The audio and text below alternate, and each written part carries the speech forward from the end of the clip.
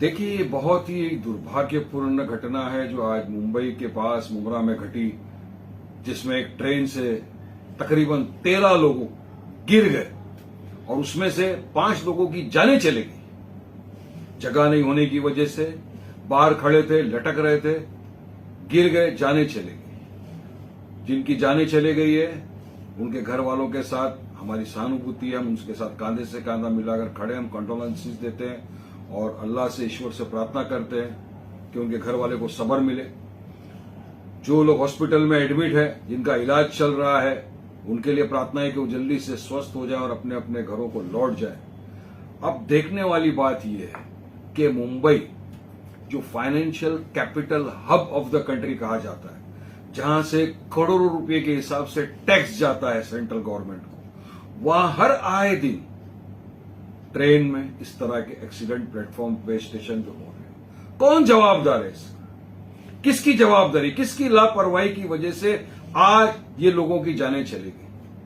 जब तक लापरवाही जिसने किया उसके खिलाफ अकाउंटेबिलिटी फिक्स नहीं होगा, कड़क कार्रवाई नहीं होगी, तो हर आए दिन हम देख रहे हैं ये हो रहा है। और हम बात करते हैं $1 ट्रिलियन इकोनॉमी की, हम बात कर रहे हैं बुलेट ट्रेन की, जबकि एक आम नागरिक, एक गरीब शहरी जो सुबह में निकलता है अपने घर से अपने काम पे जाने के लिए ट्रेन में, क्योंकि वो एसी का नहीं बुक कर सकता, नहीं अफोर्ड कर सकता, तो वो सेकंड क्लास, थर्ड क्लास में जाता है, जहां उसको बैठने की जगह नहीं मिलती, वो लटक के जाना पड़ता है उसको।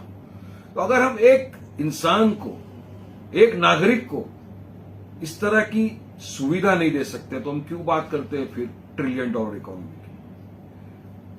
जिन लोगों की जानें चले गई है, जिनकी लापरवाही की वजह से इनकी जानें चले गई, हम चाहते हैं कि सरकार ऐसे लोगों पर सख्त कार्रवाई करे, उनको सलाखों के पीछे डाले, तब इंसाफ होगा।